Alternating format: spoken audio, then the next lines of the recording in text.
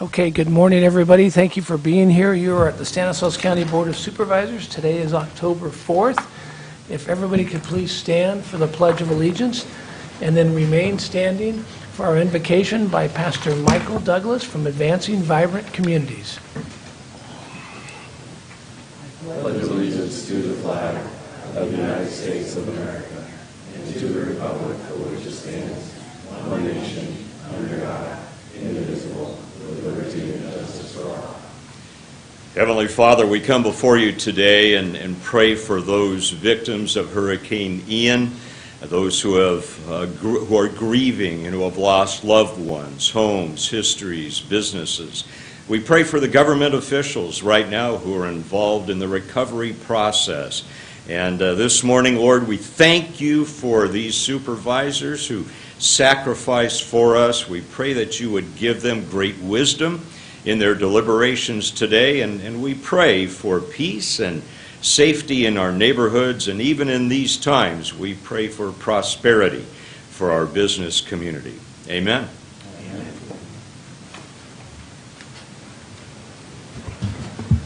Okay, Michael, thank you very much. We will move on here. We're going to start off with a presentation. And October is Italian American Heritage Month. And I think we're going to have Louise Nishikawa from the Sons of Italy. Here we go. Come on up, Louise. Good morning. How are you? Good morning. I'm fine. Thank you. My name is Louise Lorenzetti Nishikawa. I am the current president of the Orders of Sons and Daughters of Italy, the lodge here in Modesto, number 2021. I'm joined here by Mary and Joe Maselli, members of our lodge, to humbly represent the Italian-American community in Stanislaus County. I'd like to thank the Board of Supervisors for proclaiming October as Italian American Heritage Month in Stanislaus County. Italians have played a major role in our county with agricultural, food processing, distribution, wine industry, eating establishments, local government, education, and charitable organizations. Our members have a strong belief in family and God, and we care for each other as well as our community. This month, our lodge is celebrating Italian American Heritage Month with a major fundraiser. It's called Our Taste of Italy. The proceeds going for scholarships to our local high school students of Italian descent who are going on to college. This event will take place October 14th at the Grace Lutheran Church in Modesto. Our lodge always supports local businesses as we are proud of our area and we want it to thrive. We are proud to share our values, cultures, traditions with our community. We are proud and honored to have October 2022 proclaimed Italian Heritage Month. Grazie a tutti. Thank you, Louise. And we're going to have our own Italian come down there and do the presentation. Supervisor Chiesa.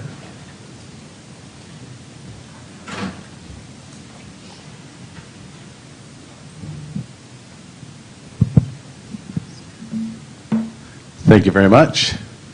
So, we've done this. This is 13 or 14 years I've done this, the same resolution with Jim DiMartini most of those years.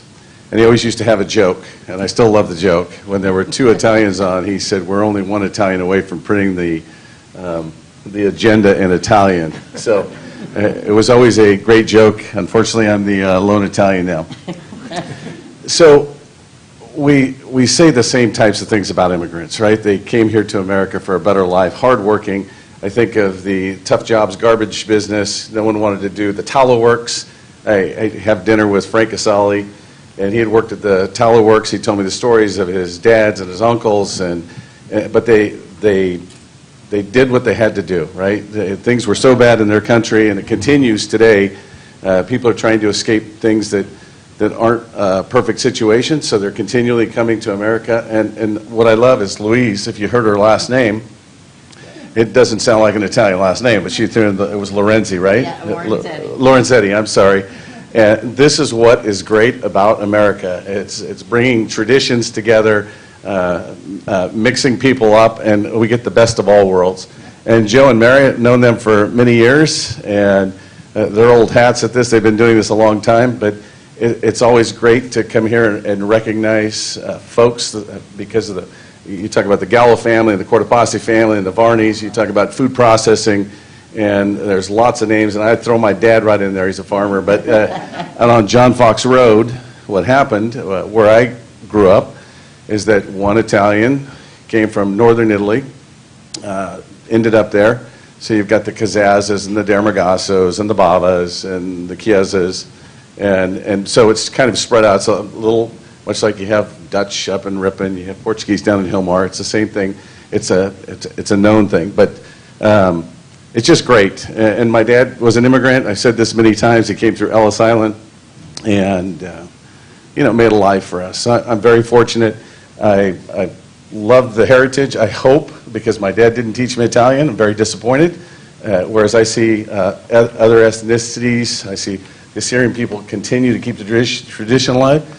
So make sure that everyone does it. And I speak pretty good Italian, but again, I'm just proud to present this resolution. And I'll only read the bottom part.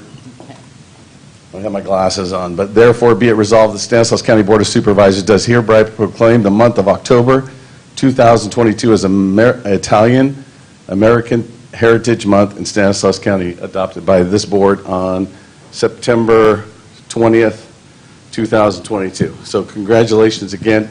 And Luis, thanks for all you do. Thank you.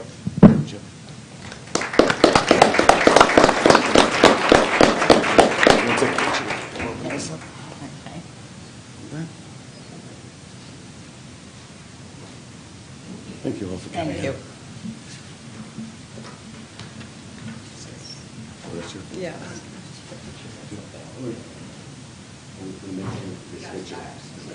Thank you. Thank you.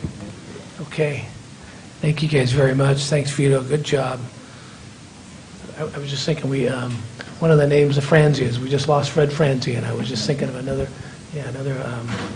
very well-known Italian family here in the town. So very good. Thank you.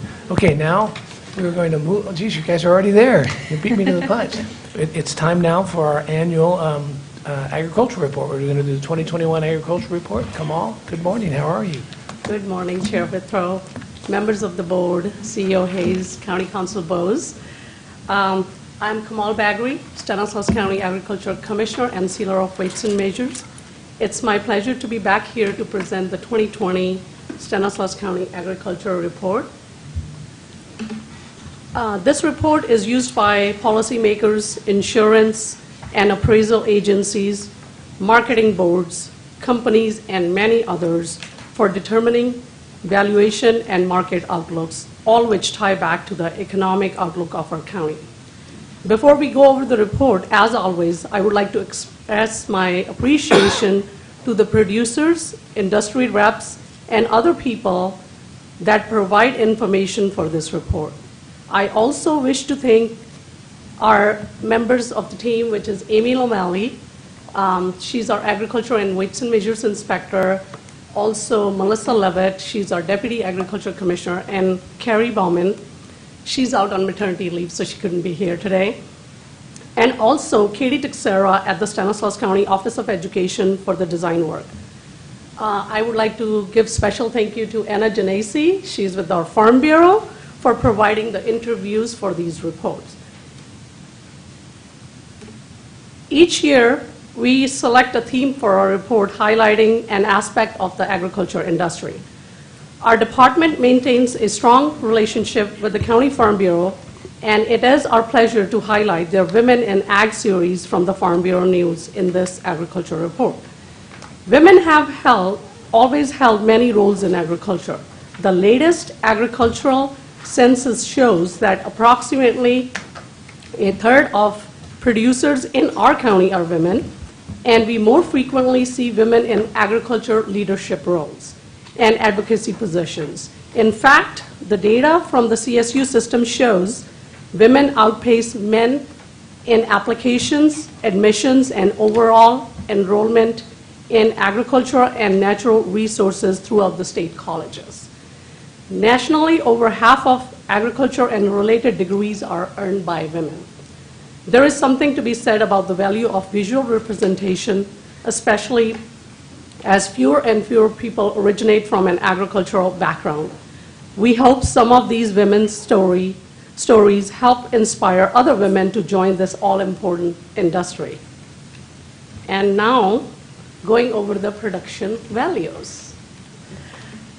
The value of agricultural commodities produced in Stanislaus County in 2021 was $3,545,672,000. This is a modest increase of 2% or $70 million from the 2020 value of approximately $3.5 billion. This report reflects persistence of the pandemic's supply chain disruptions, lingering effects of SCU lightning complex fire over on the west side, and a very, very dry winter. As we always remind, these are gross values of the commodities produced and absolutely do not reflect the cost of productions or profit. Now I will turn it over to Amy, who will go into a bit of more details about the top 10 commodities.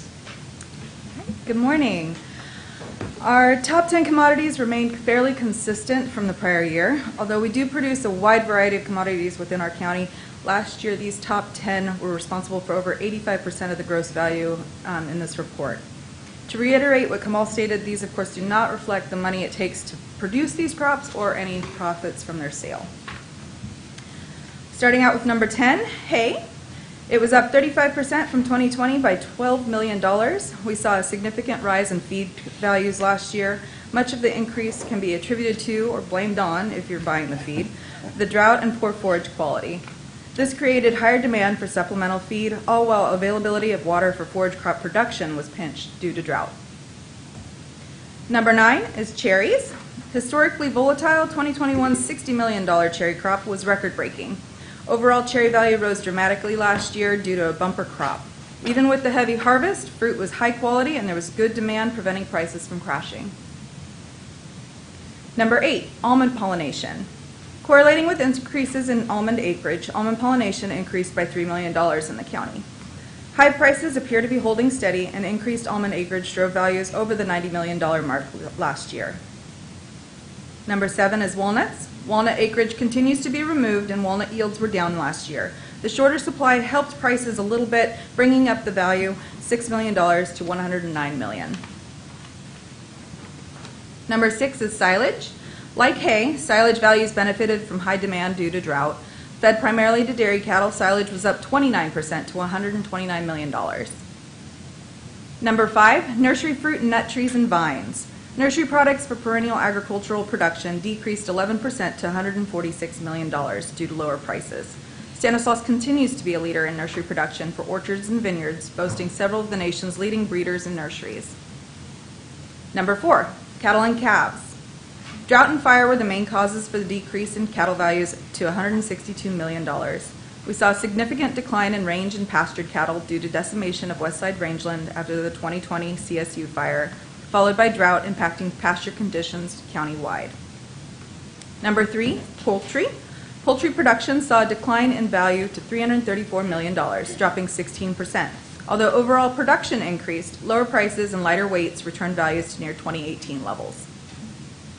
Number 2, on a brighter note, milk increased 9%, attributed to results of the implementation of the nationwide marketing order several years ago, and milk going to a higher value products like cheese and butter. This commodity was historically our number 1 in value for well over 50 years, up until 2013, when our current number 1 took the spot. Almonds. Finally, and not surprisingly, almonds round out our 2021 top 10 at $1.08 billion, a whopping 32% of our county's agricultural value. Although overall almond values slipped somewhat due to 2020's massive crop that resulted in carryover, Combined with a tough export market, the lighter yields in 2021 helped stabilize prices.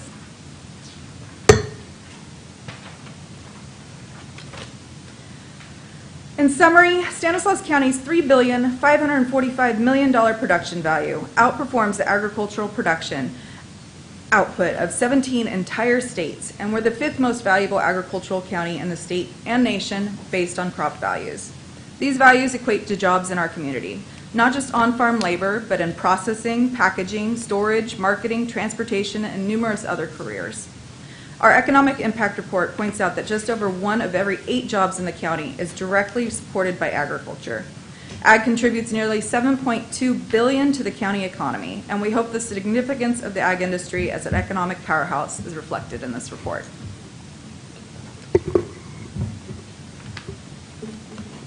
All right. Thank you, Amy. Although this presentation is predominantly about the value of agriculture industry we have in this county, we would also like to present a few slides about work we do in our department to support the vitality of this industry. And Melissa will be going over a few of those slides. Good morning. Our pest exclusion provides multiple types of inspections to prevent pests from inadvertently entering our county through pathways such as nursery stock, mail systems, feed mills, and apiary movement. Many countries require inspection before receiving commodities originating or being re-exported from the United States. Our inspectors verify commodities are free from pests and diseases before export. We performed export inspections for nearly 14,000 shipments going to over 100 different countries. Reflecting our local industry, most of our export certificates were issued for almonds and walnuts. In conjunction with our pest exclusion industry inspections, our seasonal pest detection trapping team set over 4,500 traps looking for specific exotic pests, predominantly in urban areas. Many of these target insects, such as Asian citruscillid, Mediterranean fruit fly, or glassy-winged sharpshooters, could decimate industries throughout our county or state, and are usually first found as hitchhikers brought on produce or goods to neighborhoods by unsuspecting residents. Our trained trapping team works diligently to monitor for these pests and provide information to the public about potential infestations. Luckily, last year, we did not have any exotic pest finds. In keeping with the county's emphasis on utilizing technology, we were also pleased to be able to trial the CDFA's finally debuted statewide CalTrap system.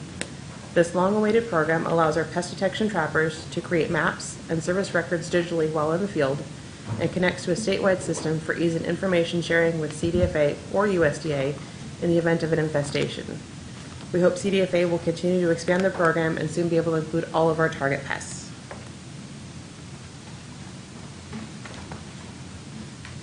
The pesticide use enforcement team works diligently to ensure the safe and responsible use of pesticides in our county. Possibly one of our biggest feats this year was implementing a pilot pesticide notification program around Grayson. We were one of 4 counties statewide to trial the program. Additionally, we contributed to 14 continuing education classes for the public and hosted 2 pesticide container recycling events. Our team monitored responsible pesticide storage, handling, and use reporting for over 2,000 pesticide permit holders countywide. Standardization is one of our core programs helping assure fairness in the marketplace. Inspectors check for product quality and consistency in packaging so buyers can compare apples to apples. In addition, inspectors regularly visited our county's 3 certified markets to ensure consumers were buying produce that was really grown by the producer and weighed on a sealed scale. This division also performs organic inspections and sampling throughout the county and issues certificates for small lot walnut sales.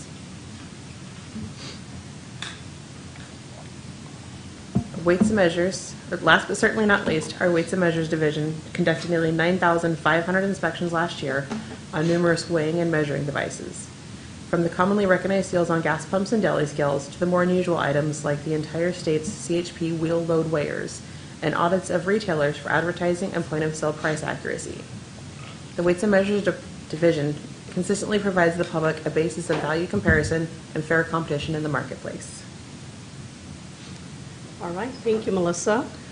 This concludes our presentation for today. The full report will be available shortly online at www.stanag.org.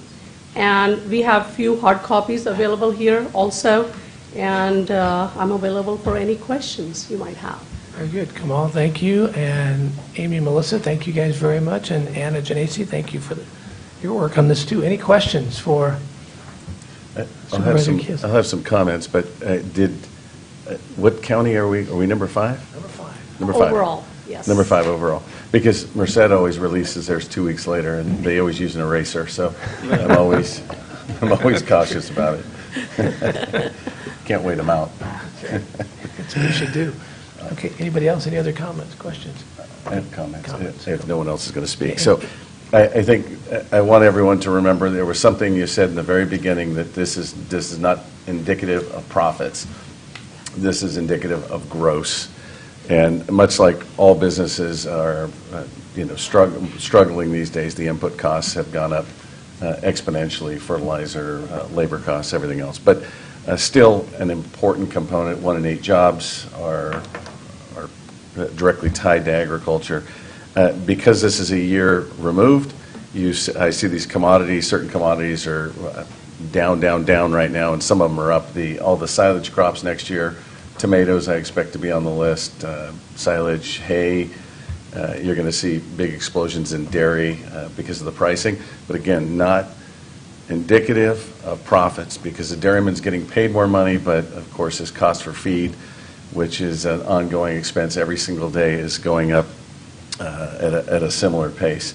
So exciting. This is really, really important that we figure out every year what the ag economy is doing. I appreciate all the work that the Ag Commissioner's Office does, and I know this is just one component you tried to highlight, but the pest exclusion, I know there's avian influenzas around. There's always something that is endangering, besides drought, besides all the other components. There's always this pest problem that could potentially destroy a flock or a crop from someone. So appreciate all you do and highlighting that. Thanks, Vito. Not to just repeat everything Vito said, he stole everything I was going to talk about there. But yeah, this is gross versus net. And we see, the price of commodities right now is just unbelievable what we're going through right now. And these things cycle. We've all seen it come and go. But when we're in these cycles of low commodity prices, it's just, and as Vito said, our costs continue to just go through the roof. It's a tough time right now for agriculture. So anyway, but again, our number 1 industry, 5th in the state, 5th out of 58 counties. That's a good thing. And just how important it is, and how important your guys' job is to preserve that industry, our number 1 industry here in this county. So much depends on it. We talk about water all the time, but this just does not happen without water. I mean, this just all goes away. Without water, all these jobs, all this multipliers of money in our economy goes away, and just how important that is. And this settlement agreement that we are hopefully is going to go through, we'll see. We thought it was going through before, and it didn't. We hope it does this time with regard to our water, and we get the licensing and everything done at Don Pedro. So just want to stress that, too, how important that is.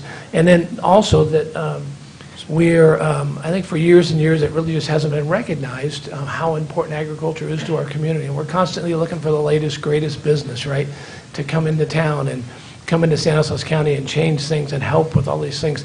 But we never look at what we have and how important it is. Not that we never look at it, but I just want to recognize that recently, Stanislaus 2030, which was something that we have embarked on, several organizations have embarked on here, has recognized probably it's one of its top priority is agriculture and how we're going to play off of that and continue to grow this economy.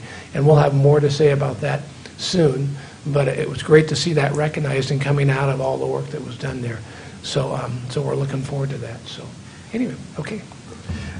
Thank you again for the great presentation. The numbers and the commodities have already been mentioned, but one thing that was really impressive is women in agriculture. It's nice to see that people are getting involved on different levels that usually, probably generations ago, was more a male-dominated field, but seeing women in ag is very promising and encouraging. So thank you for that. And having our female ag commissioner. So thank you for everything you're doing. Very good. Thanks, Mandy. And I guess the last thing I wanted to say also was that, we always hear about the corporate farms. When you hear the people that are coming after it's the corporate farms, but it's great you guys pointed out 94% of these farms in this county are family-owned, family-run. So, I mean, just contrary to the narrative that's out there. So, again, thank you guys very much. Great report. I think you point out the 94%. That's really good because the corporate farming tag is what catches everyone.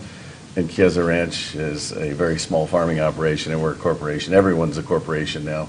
So it gets caught up in the tagline. So thank you very much for pointing that out. Thank you guys for doing it in the I report. also want to say Katie is the first Farm Bureau director since Jan Inningay, I believe. It's been 30 years or so, and she's now the executive director of Farm Bureau. So Very good. the women are everywhere. That's right. Congratulations. Leaders. That's right. Leaders. Thank you, Okay, guys. thank you guys very much. Great report. We'll see you next year. Okay, we're going to move on to public comment here, and this is a period of time when anyone can speak about any item that is not on the agenda. You can also speak about items on the agenda, but we ask specifically for you to wait for those to come up. But this is anything that's not on the agenda. We give you 5 minutes or more if you need to speak about anything that you'd like to talk about. I'm going to start it off if we could here. This is kind of a last-minute ad. We're going to have our Madam DA, Birgit Flatiger, please come up.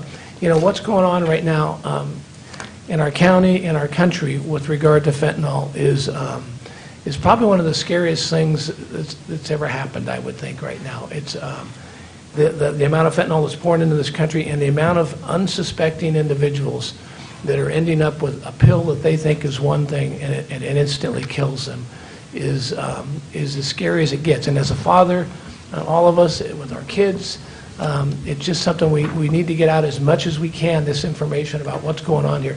And so, Birgit, and you're doing some great things, and so good to see you. Thank you for coming down here today. Thank you very much. I appreciate the opportunity to address all of you and hopefully the community at large.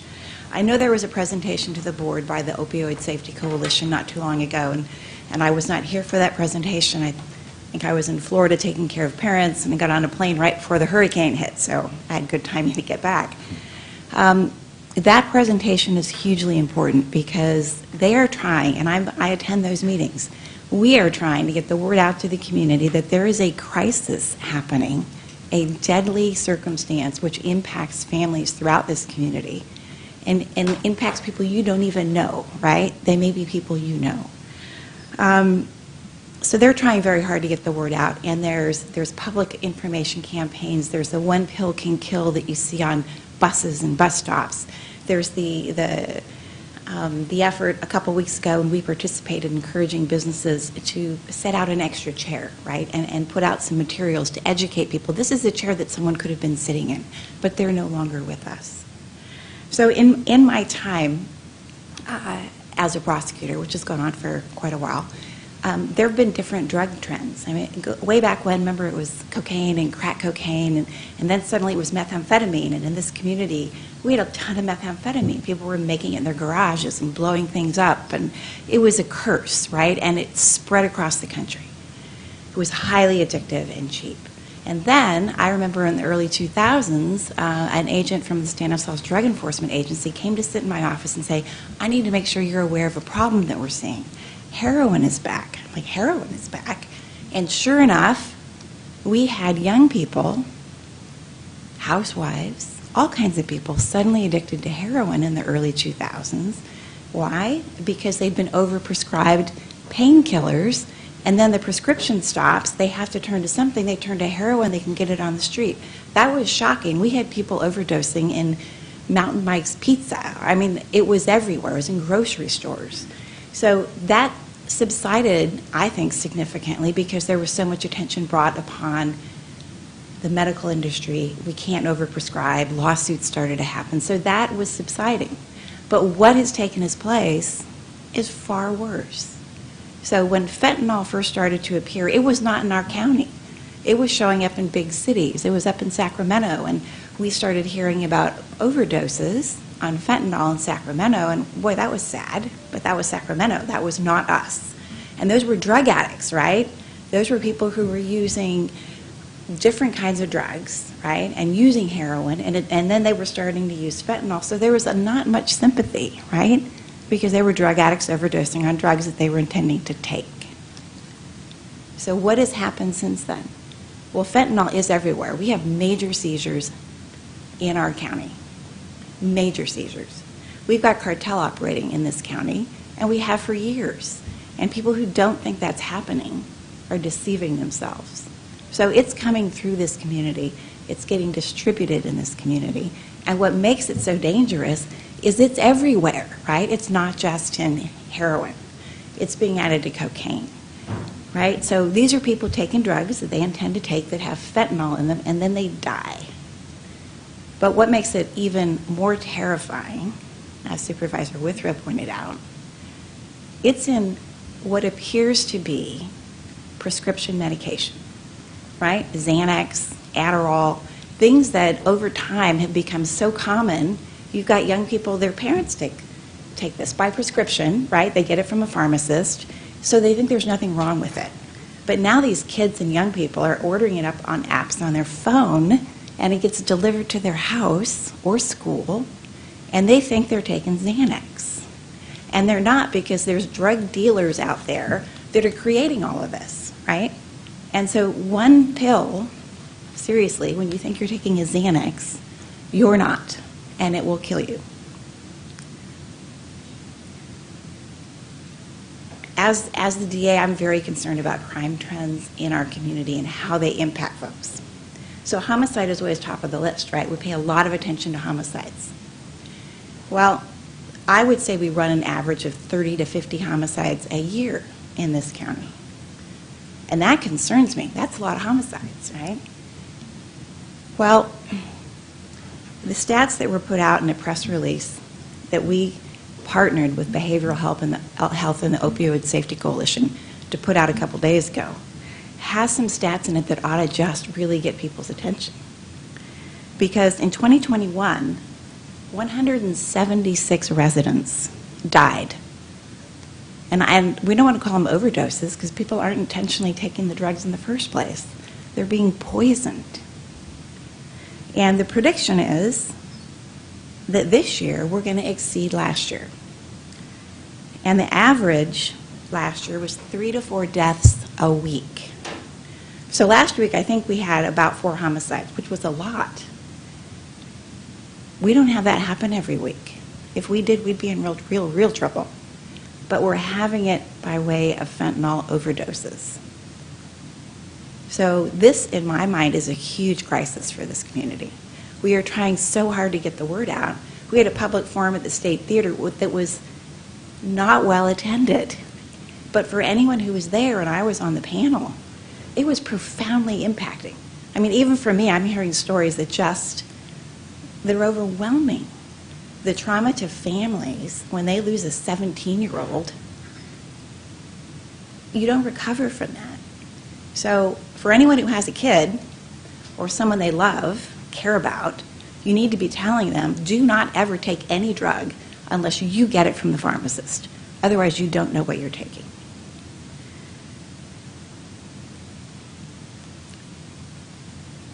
I don't know the answer, and no one really does, except education. Scare people, because it's out there and it's terrifying. They need to be scared. So we need to educate them about the real dangers. And then this is just me on a soapbox real briefly. These people who are dealing in death need to be held accountable. And because of changes in the law, AB 109, I can sell you that, and I can't be sent to state prison. I can do some time in the county jail, but I can't be sent to state prison. And if I'm a repeat drug dealer, I used to be able to get 3-year enhancements for prior convictions of dealing drugs. I can't get those anymore. So the deterrent is all but non-existent. So to the extent that, this board and people in the community can raise the alarm and say, we need to hold drug dealers accountable, we need to start sending them back to state prison, then we need to really sound that alarm. The press release that we sent out was just essentially reiterating a single case where we had a drug dealer who was dealing in fentanyl, and a young man buys it and dies. So it's rare, very rare, for those kinds of circumstances to lead to a homicide prosecution, because the law requires a certain level of intent and implied malice to get to a second-degree murder. So it's rare. It's a hard case to prove. You don't see it very much. But you are seeing prosecutors throughout the state beginning to really make the effort to make those cases. Why? Because we need to deter this activity. We need to hold people accountable. Because they're not dealing drugs, they're dealing in death. I brought with me today one of our deputy DAs, Patrick Hogan, who deals with these kinds of cases. He handles a lot of our major drug trafficking cases. And we can't talk specifics about any case that we're currently prosecuting, so we don't. But I brought him here just in case any of you had any questions about this that I can't answer. That's why he's here. That's really what I wanted to share with you. I have great concern that I share with Supervisor Withrow, and we need more attention on this. We really do. So thank you. Birgit, thank you very much for being here. And the whole purpose of this is for just what you explained to everybody, just what a crisis this is.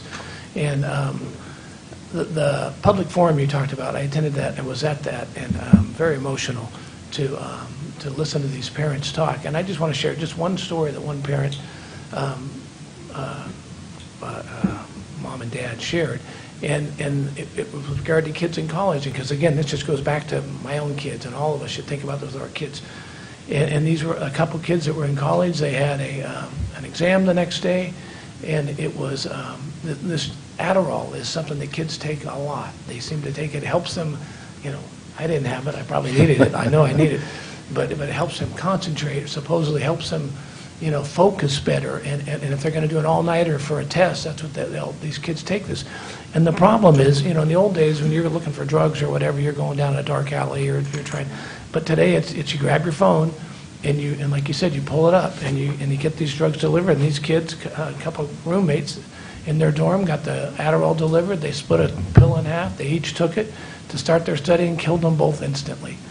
And so, I mean, how do we let this continue to happen? And the only way we can stop it is just education, as you said, and get this information out there and let our kids know, as you said, nothing that doesn't come from a pharmacy prescribed by a doctor. I mean, it's just, you just can't, it's Russian roulette is what you're doing now with these drugs. So I so much appreciate you being here, and it's such a public service that we've got to get this information out there. I'm just wondering on the charges that you filed on this individual, what's the most, and what if convicted of murder, what will this individual end up doing? If convicted of murder, this is a second-degree murder, which is a 15-year to life sentence. Perfect. Okay. Very good. Any other questions or comments? I'm a storyteller, so can I tell a quick story? And Buck had signed us up for the watch report for fire, so we get all the fire calls for the day. And so there was an accident. I was at the Hickman property, changing water. There's an accident at Hazeldean and Yosemite Boulevard. Fairly frequent there. Fire department shows up. I put it on Broadcastify because I want to listen and see what's happening. And there was an unresponsive, one person was pinned in, single car accident, by the way. One person was pinned in, one was unresponsive but had a heartbeat. The fire department shows up, and it ends up being a fentanyl overdose. I didn't see it till the next day. They gave him Narcan, and the person survived. But as you go out with the care team, one of the things that people are asking for now, the folks that are the care team's coming into contact with, is asking for Narcan. And some of them knowingly are taking fentanyl, some of them are unknowingly, but they know that that's the way to save someone's life. And so it is absolutely an epidemic. If you sit and listen to that, and I think Buck probably has 100 stories he could share, but it is truly something. I like you, I don't know how to approach it because this is meth and heroin and just what you said, it's a progression, but we're really trying to get to the kids to not unknowingly do something. And so I appreciate anything, however we can be helpful, I guess, in this situation would be great. Thanks, Vito. One other thing I meant to just indicate real quickly is the presence of fentanyl in our community has changed how law enforcement operates. It used to be when they would make arrests and folks had drugs on them, there was always a presumptive test that they would do to ensure that it was what they thought it was before we would even file charges. It is so dangerous for them now. They stopped doing presumptive tests, it's been several years ago, right? So we just make our cases and file them based upon the circumstances and what we know. But the fact that that was a standard operating procedure for all law enforcement stopped out of fear for the danger to them should really indicate how profoundly dangerous this substance is. That's right. Thanks, Birgit. Okay, anybody else?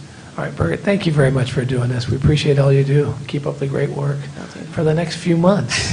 Right. All right. Thank you. Thank you. Okay. We're going to move on then to public comment, and I do have one speaker card here, and it is Mr. Monterosso, Joseph Monterosso.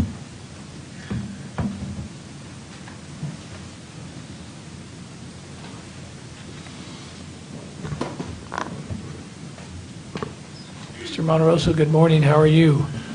I'm a little older and a little less hair. But other than that, I'm here.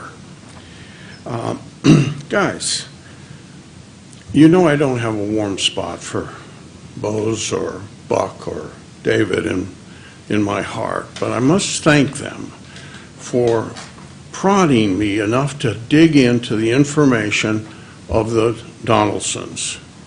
They have recently engaged a rapist, convicted rapist, 39 years. I'm not going to go through what he did. I gave you copies of it. I don't think this audience needs to read that. But that was all because of the mess that Buck and David made of the road in front of my house. Okay, if you go into the document I gave you this morning, you will see that the Donaldsons, and I saw the look on your face, Mr. Chairman, when she was crying over her boy. That is 13 years old, that scam. She lived in Tracy. They make $275,000 a year. I know that's lower than what you guys make, but they make a lot of money. They own $1.5 million worth of houses.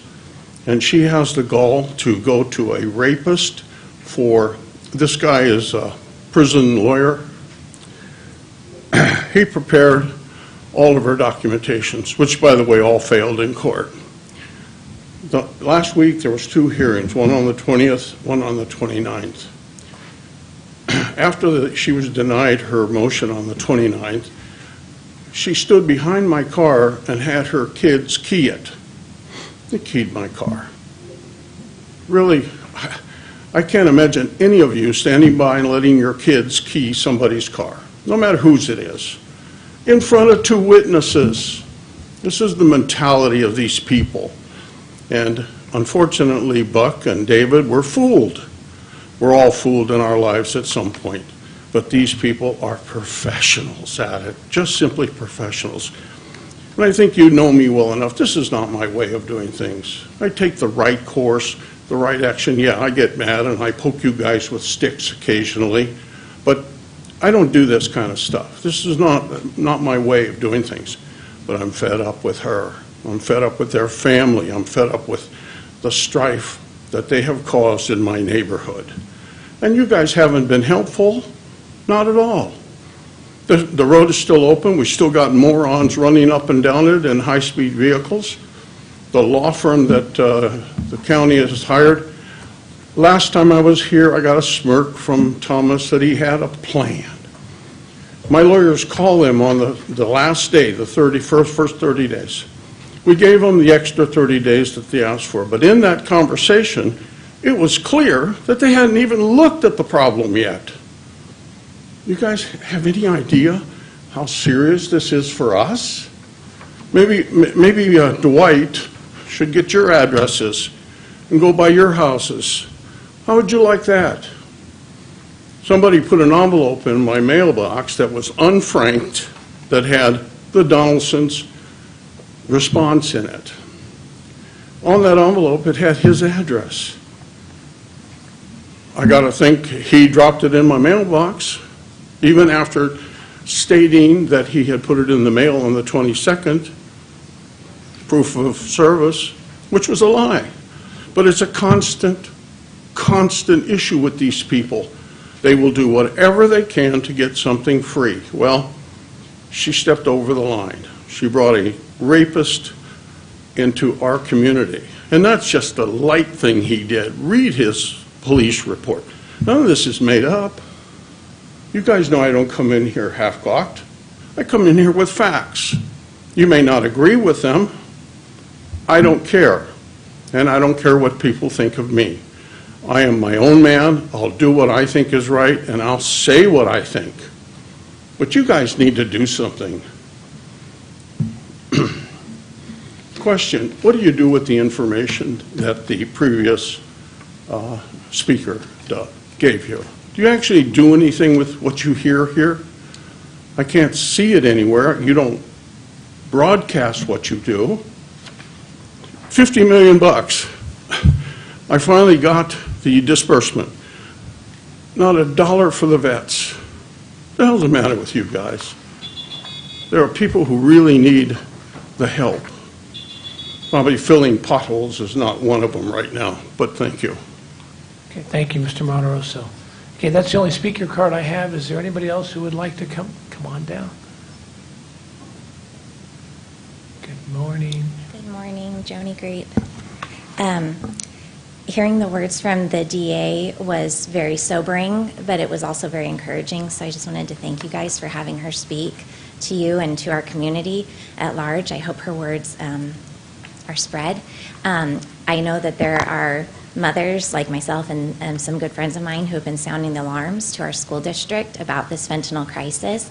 And I do believe that as mothers, maybe we're dismissed as overprotective or overreacting. So that was very encouraging to hear her bring some weight and reality to the crisis that really our children are facing.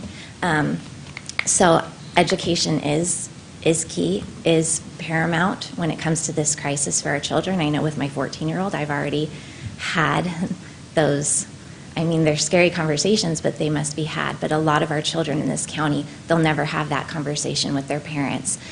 So I would just suggest and hope to you guys that maybe we could do a public health outreach to our school districts in getting more education out there, because this is a true crisis that will be facing our children, that is facing our children. And if we can shut our schools down for a whole year to try and protect our children, I think we should be doing some public health outreach with our school districts, with our school nurses, to get more education out there to parents and to students, particularly our middle school and high school students right now. And then I also would suggest looking into how do we successfully get Narcan on school sites. As a nurse married to a paramedic, I know that prompt activation of EMS services and that immediate delivery of, this is just a spray, Narcan up the nose. A school nurse can absolutely, they are 100% qualified to intervene if they are trained on the signs and symptoms of overdose. To try it. They're not going to hurt a student that is unconscious, that if there's a suspicion of an overdose, they need it immediately. So that's just my suggestion to you guys. I hope that you take it seriously, and thank you again for having the DA come up and speak on it. Thanks, Joni. Thank you. And I think we are. The purpose of this is to try to see what we are doing through our health services agency, what kind of information we're doing. We're partnering with the schools to figure out what's going to happen. The other thing I think we need to work on is, and Birgit mentioned it when she was here with regard to her, the law and how it works, but maybe as a part of our legislative platform, that we can add something in there with regard to being able to prosecute these individuals and get some teeth into what we no longer have in California as far as crime. So anyway, something we can look into. Thank you, Jody. Okay, anybody else? I have no other cards. Anybody else like to speak before we move on? Okay, seeing none, we will move on to our consent calendar. I think we have one item, D2, that needs to be pulled. Sorry. We have, we're going to pull item D2 for additional consideration, and so we'll just take that one off. Okay, very good. Yes, pull it off. So we're going to pull that off completely and bring it back another time? Yes. Okay, very good. Okay, with that one being pulled, does anybody from the dais have any other item they want to pull or discuss or talk? Anybody from the audience have anything on the consent they'd like to pull?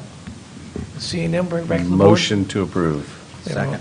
We have a motion and a second. All in favor? Aye. Opposed? Passes unanimously. Thank you very much. We will move on to item 6.1, public hearing, adoption of fire protection facility fees. And while they're walking up, I wanted, the one person I forgot to introduce earlier during the ag report was Jennifer Hagee, who's our department head for UC Cooperative Extension. So the two ag, so I apologize to Jennifer, It's okay. because I know she was here. I saw her. Okay. Good morning, guys. Hi, good morning. Good morning, Chairman Withrow, CEO Hayes, County Council Bowes, members of the board. I'm Patrick Cavanaugh, Senior Management Consultant in the Stanislaus County Chief Executive Office. And joining me today is Jeffrey Small with the Capital Public Finance Group. And this morning we'll be recommending new development impact fees for the West Stanislaus Fire Protection District. Capital Public Finance Group developed the fee study on behalf of the fire district. So with that, I'll pass it on to Jeffrey to take us through the presentation. Okay. Good morning, Jeffrey. Good morning. I hope everybody is well this morning. I'm joined by Chief Gregory, Chief of the Fire District. I have a few brief slides for you, I guess beginning on the very first slide. So we're going to talk a little bit about impact development fees for the fire district. And currently, there's about 1,000 calls that come in to the fire district every year. And as the community grows, those calls increase, thereby causing the need for increased personnel, increased facilities, equipment, engines, etc. Property taxes from this new development go to fund the actual operation of the fire district.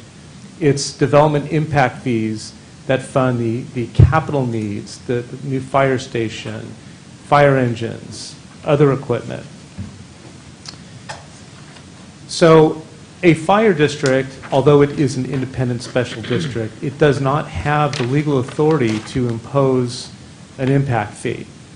However, the county, being the local land use agency with police powers, has the authority to levy that fee based on a request for the county to do so by the fire district. Back in December of last year, the fire district approved a resolution requesting the Board of Supervisors to impose the fee. The county and the fire district have worked very closely with the Public Facilities Committee to review the ask and vet the various details.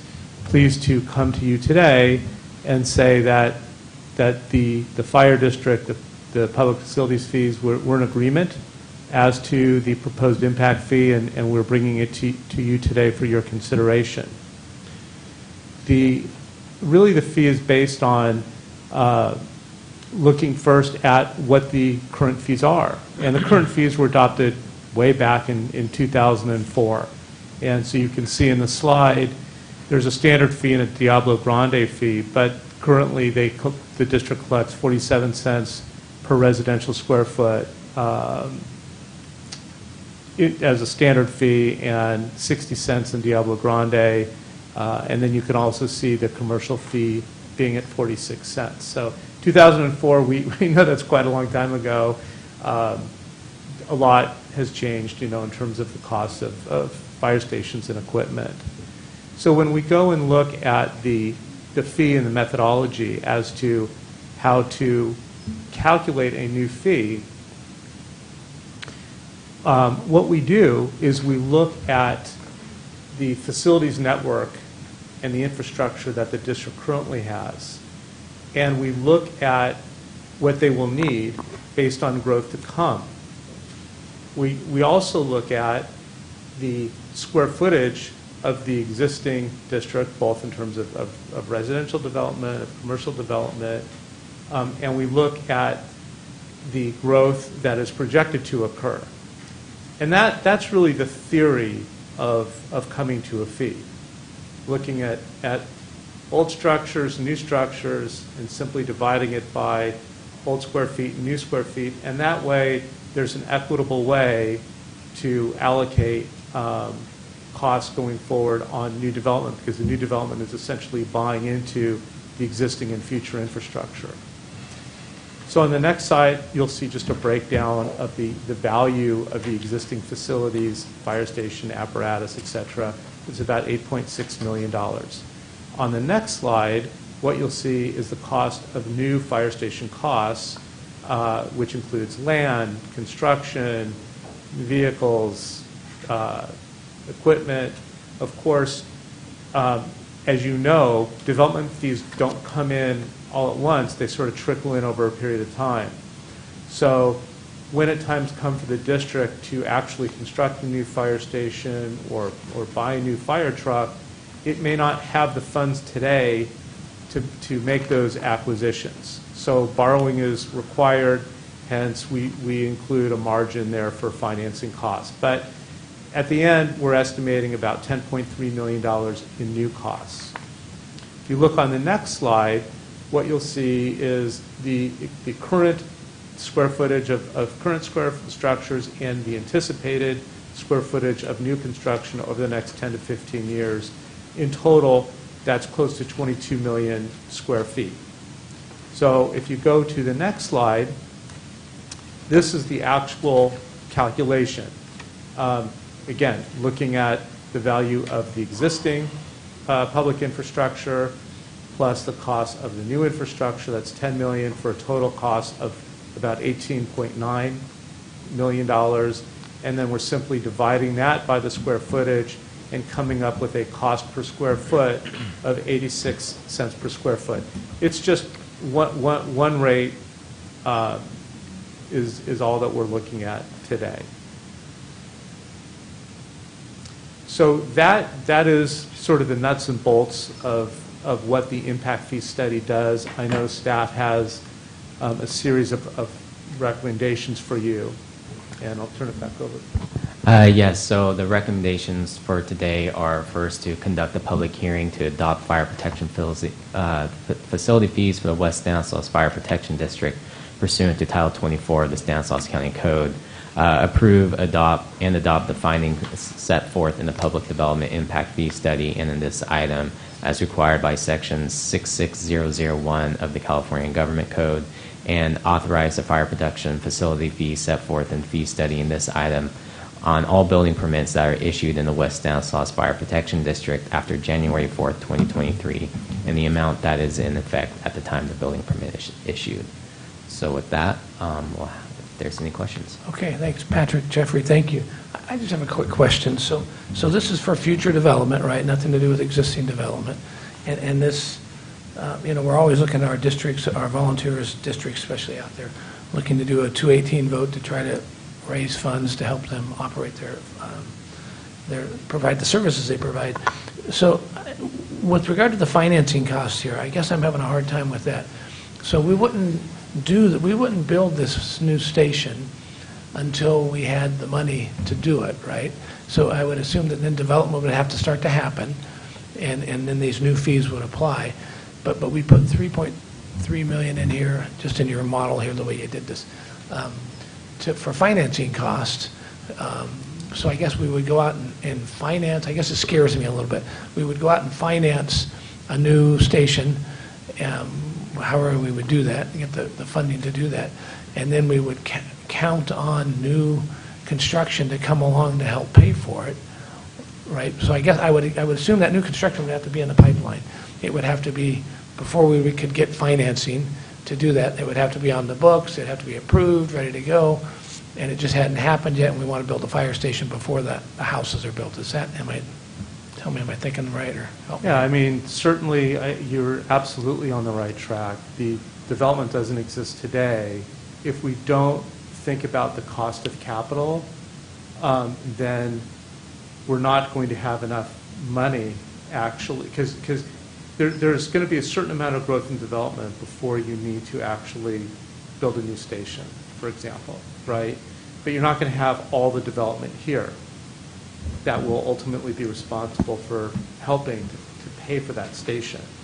So we are assuming that it's likely that there would be some borrowing required. We're not suggesting that there's a borrowing happening today, but what we are saying is we want to include those cost of capital in the future development of a fire station or acquisition of fire engines, which are quite pricey, and there just may not be all the capital when you need the asset to just write a check and pay cash. Okay, yeah, I could just see a district getting themselves in big trouble if they got the cart in front of the horse there, and because there's no way they could cover the servicing of that debt if all of a sudden development that was on the books and ready to go just got shut down because the economy took a downturn. And so anyway. 2008. Yeah, exactly. Okay. All right, very good. Buck? Yeah, thank you, Mr. Chairman. Jeffrey, Patrick, thank you for your report. How often, on average, do you redo your impact fees? I think the last one you said was done in 2014. We're 2022 now. Is that a long distance of time? That is a very, very long time. There was a new law passed earlier in the year. It requires 8 years. But to answer your question, the best answer is when there's enough development that there's a significant change in the fee. So it's one thing to adjust the fee for inflation. It's another thing if you have a large-scale development that comes in. That's when you really want to start looking at adjusting those fees. And I think that just as a policy matter, every year you want to give it a look and just what's happening with my development, what's happening with my fee, are we keeping pace? Because if you don't keep pace, you could never go back in time and recollect fees on buildings that currently exist. So it's very important, not just for fire stations, but any type of impact fee for public infrastructure. Thank you. Okay, any other questions from? Yes, Chance? Mr. Chairman. How does this pertain to the future development and growth of Crow's Landing with the Crow's Landing Air Base? Well, I think that that will be a very large-scale development, and it is likely that we may have to approach them very specifically as to what their needs are going to be and to negotiate a separate agreement. But this fee in itself will give a basis for all the development coming in. But for those large-scale projects, those are going to require specific negotiations to cover the cost of the developments. Okay. If you keep me abreast of that, I'd really appreciate it. Thank you. Okay, thanks, Chance. Anybody else? Okay, we are going to open the public hearing. Anybody from the public like to comment, questions, discuss this? Seeing none, I will close the public hearing, bring it back to the board for further comments, questions, or a motion. Motion to approve. Second. We have a motion and a second. All in favor? Aye. Opposed? Passes unanimously. Thank you guys very much. Patrick, Jeffrey, Thank you. thank you. Okay, we're going to move on to item 7 regarding the rehire. And I think Mary Ann is coming.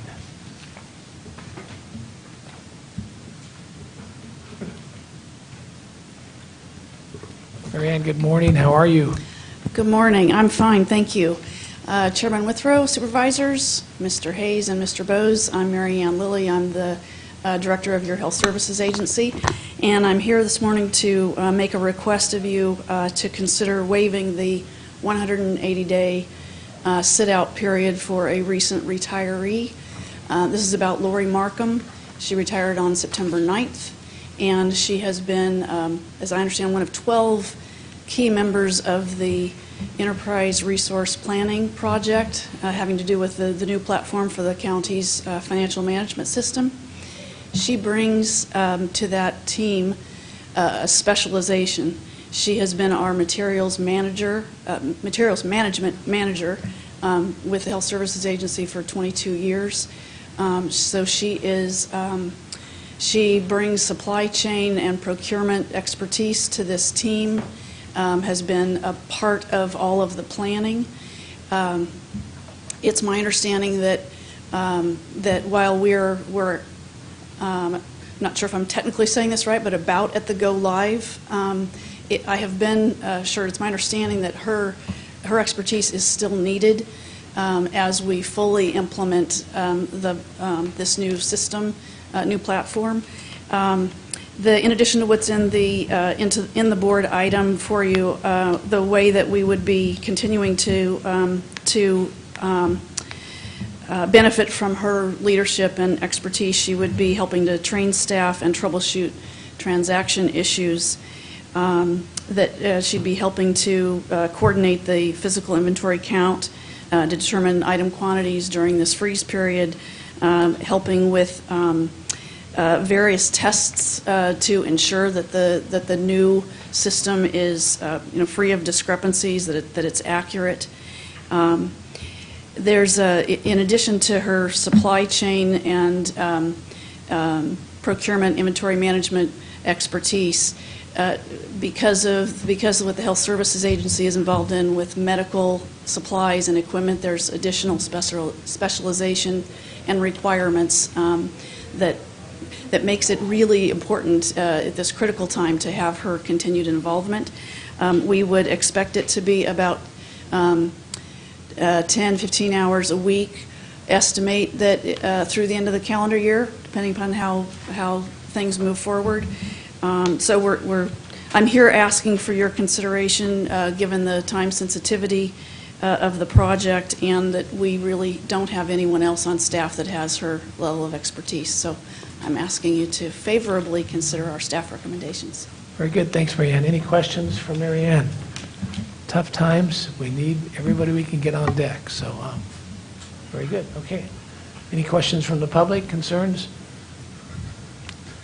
Motion to approve.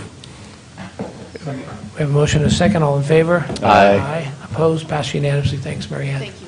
Okay, we'll move on to item 7.2, approval to consider and adopt a resolution of necessity. Mr. Lehman, David, how are you?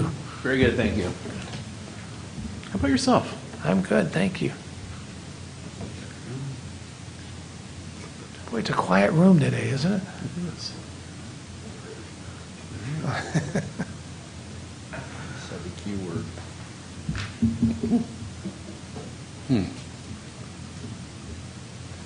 There we go.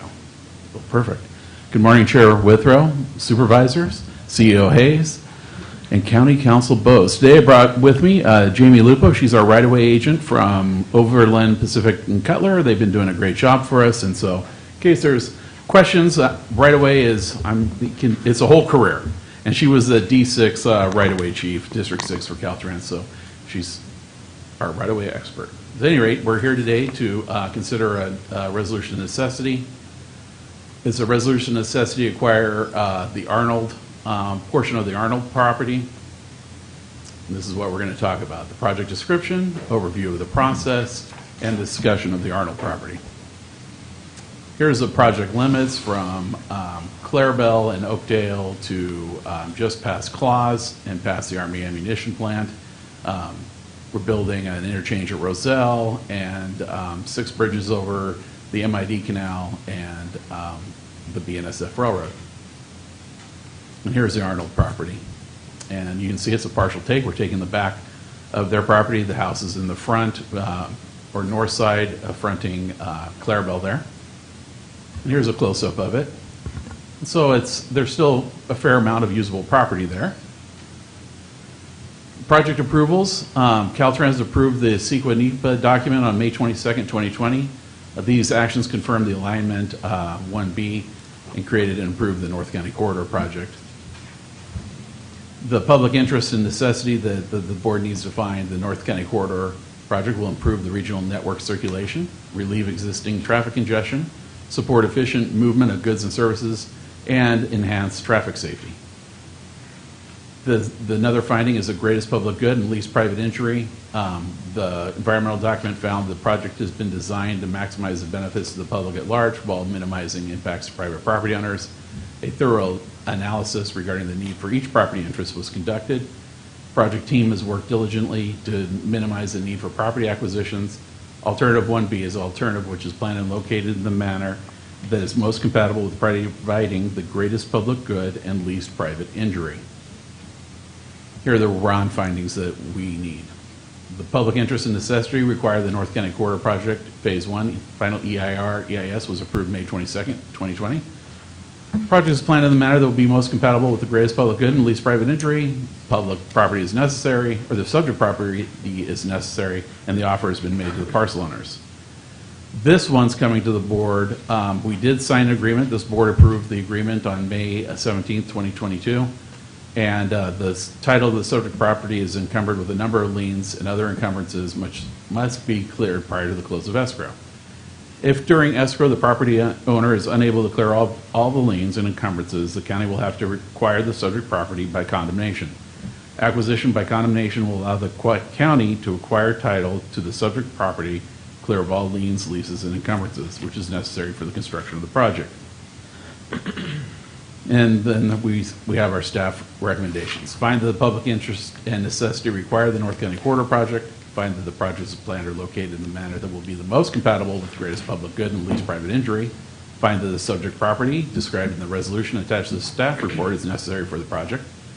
Find that the offer required by section 7267.2 of the government code has been made to the parcel owners, Richard A. Arnold and Rhonda J. Arnold, of the property to be acquired. Adopt this resolution of necessity and authorize county council to initiate eminent domain proceedings. And staff is available for questions. Very good. Thanks, David. Any questions for Dave? Buck?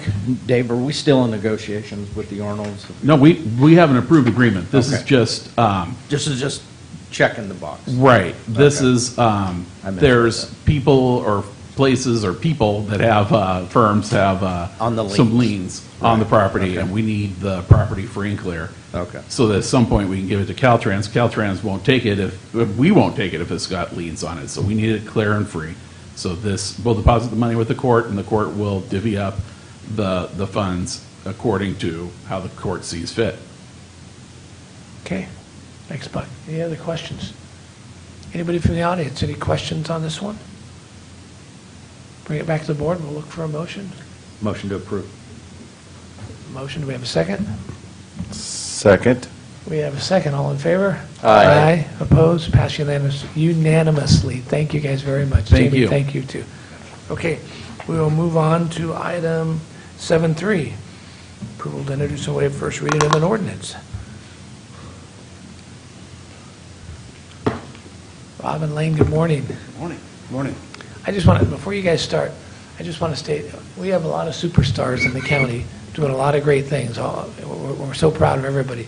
You guys, what you guys have been doing lately, you're superstar status now. You're doing great stuff out there, whether it's we're dealing with water issues and everything that we're dealing with, our well issues, or what we're doing with our nuisance abatement stuff, Lane, that you're doing. Anyway, very much appreciate you guys and all that you're doing. It's not an easy job, and you're in sometimes not necessarily harm's way, but you're in the crosshairs of in volatile situations, and we very much are, and we're calling you constantly. And so, anyway, you guys are doing great work, so thank you. Thank you. Thank you, and we're here to serve. Okay. Well, good morning, Chairman Withrow, Honorable Board, CEO Hayes, Council Bose.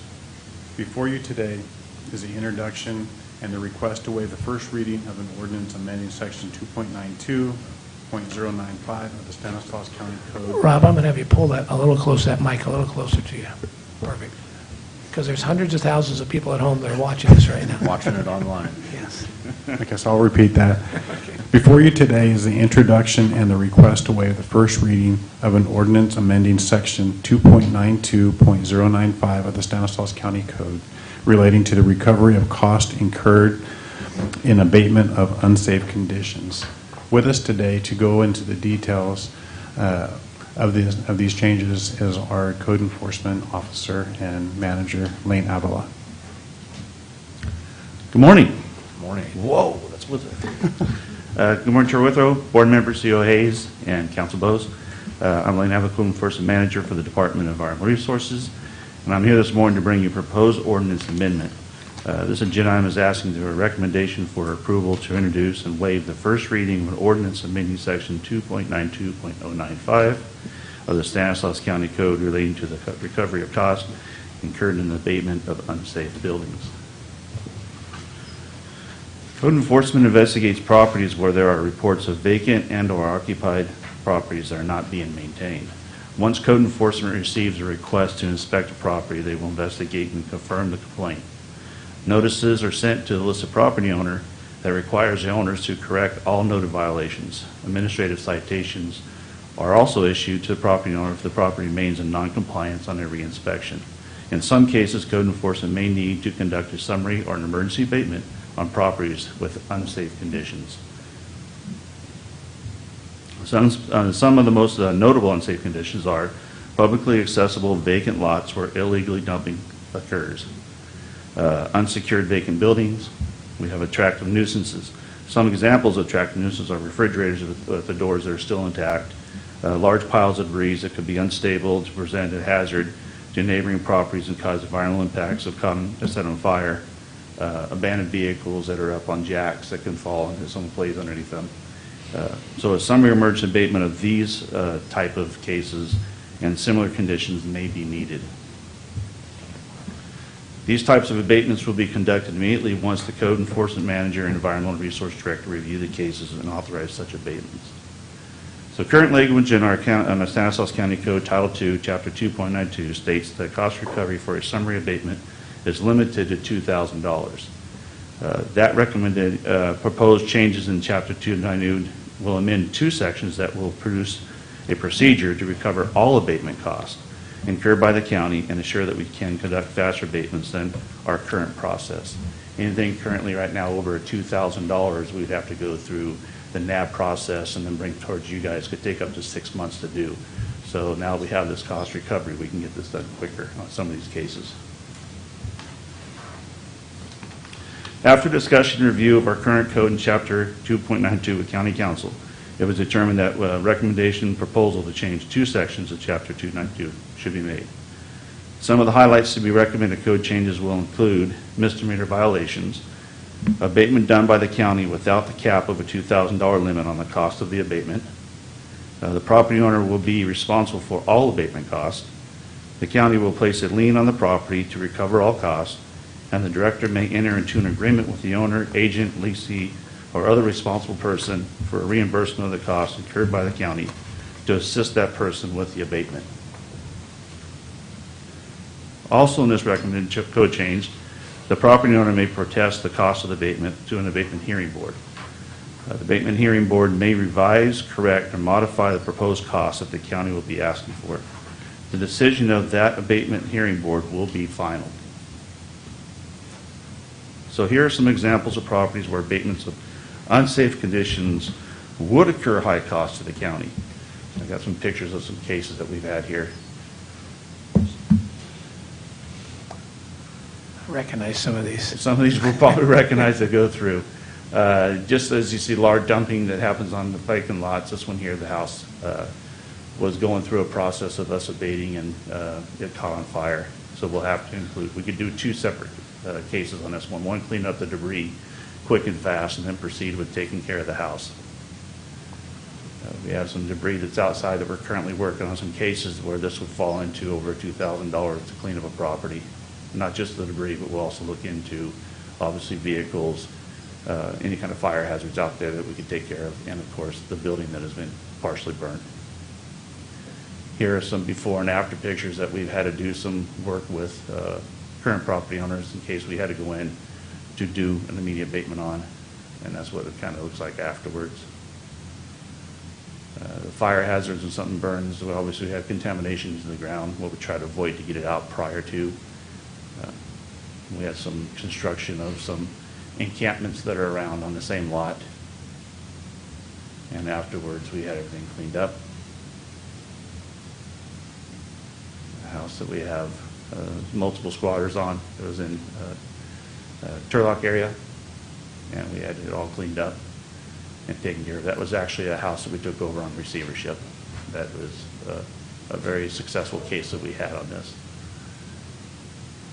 And we have some debris that was recently down on Kenneth that we eventually came out and took care of the entire lot and cleaned up. On part of that, we also have some of the recommendation we're going to move forward to is our cannabis cases that we're working on. The code enforcement takes over our cases. We've had over 100 cases that we worked on through cannabis, and got 100% clean up on every single one of them without going to any court. But in cases, some of those The houses do remain vacant and maybe partially unsecured, so we're going to look into taking some of this focus and going out there, probably securing some of these properties before we move forward with other actions on them. So our staff recommends to approve the ordinance amending Section 2.92.095 of the Stanislaus County Code relating to recovery of costs incurred in abatement of unsafe conditions. And I'm open for any questions. Very good. Thank you guys both. Any questions? Chance? Yes, Mr. Chairman, just a couple comments. Rob, Lane, you guys always do a fantastic job whenever you're called upon. You always go above and beyond, and I greatly appreciate you both for that, and also your team. I just think this is a great effort, and continuing our efforts in cleaning up our county and beautifying our county pockets, and I just want to applaud you guys for all your hard work on this, and I'm excited, so thank you. Thank you. Buck. Robert Lane, thank you for your report, and I echo Chance's comments. You guys are doing a great job. But on the roadside dumps, we're not going to be putting a lien on those properties. No, we'll just clean that stuff up. Correct. This is stuff that's obviously came from that particular lot and has been ongoing for some time. Correct, yes. We will try to also, at the very much, we'll try to contact property owners at the very beginning, but this is in a situation where we can't find them, we can't take care of it. We'll then put the costs on that and then look for it afterwards. The main objective, obviously, to get rid of the debris prior to any kind of collections. Right. Most of the dumps that I have in District 1 are alongside the roadway into our orchards, and I don't know where our farmers happen to have liens put on their property just because somebody came by. Yeah, no, we're not intending whatsoever on that part. So on a future, we're working on some other programs that we're also looking into. The concept of actually being on private property and some of it being on public property, and we obviously know that it's a dump. Right. You know, illegal dump there by someone else that dump's on the property line. We're going to start proceeding to make it an immediate, just to pick it up without trying to go to contact with the property owner. We understand that there was a dumping there. Some of it will go in the first or second rows of the trees. You know, obviously we'll look into not damaging anything we can do, but we're just going to pick that up. It's not put there by the ranchers or property owners, and we'll incur the cost in that. I appreciate it. Thank you. Thanks, Buck. Anybody else? This is just wonderful, and you know, not a fun part of your job, right? You have to contact owners. Some of them probably are unsuspecting, but that's probably not the case in most. But there is an impact, health and safety impact to the neighbors. We've seen that obviously in your district when we had one of our outreach meetings for infrastructure. And the faster we clean them up, this is just like graffiti. Yes. Once you keep cleaning it up, people will stop tagging a spot, and it's the same thing with garbage. So appreciate all that you are doing. Thank you. Thanks, Vito. Yeah, and thank you guys very much again for everything you're doing. And thank Tom too. I know he's been working hard on this too, and this is a long time coming, updating these codes and for us to be able to really have some teeth, right, to have some enforcement. You know, a lot of times we're dealing with absentee owners or abandoned properties, right? They just have abandoned them and aren't going to deal with them anymore. And good stuff comes out of this, not only that it's cleaned up and kind of helps transform a neighborhood that's, you know, like Vito says, once people see this, it just seems to grow throughout the neighborhood, but you clean it up and that ends. But also potential for housing. We get these things and we're looking, especially the one on Kenneth, we're looking if we can get it away from HUD. We're going to get some housing there for people, and which we all know we need. So thank you guys very much. Just great stuff. Okay, then we will, no further comments. We'll look for a motion. Second. We have a motion and a second. All in favor? Aye. Opposed? Passes unanimously. This is weird. Look how quick we are ending here today. All right, we'll move on to correspondence. Thank you guys very much. Good job. This board has received the correspondence and claims as noted on the agenda. Acknowledge receipt of correspondence and refer as recommended on the agenda. Any Board of Supervisor reports? I do have just a quick report, Mr. Chair. Very exciting weekend for the Community Keys. Both myself and Supervisor Chiesa will be hosting a Keys movie night in the park. It's going to be at Hatch Park. We're going to be showing Hocus Pocus. It starts at 7 p.m. I do want to thank Tara Chumley and our Parks and Rec team. I want to thank Tina Rocha with the executive staff, and also my field representative, Russell Fowler, for all their hard work. But we're very excited and looking forward to movie night in the park on Saturday. That sounds great. It's the old, there's a new Hocus Pocus, right? Is it the old? It's the original. So the new Perfect. one just came out, so Yeah, it could be a good little prelude for for the young children so that they could watch the original and then go watch the second one. Okay, that sounds great. Thank you. Anybody else? Okay, look for legislative, fiscal, and management report. Chief Executive Officer Jody Hayes. Thank you very much, Chairman Withrow and members of the board.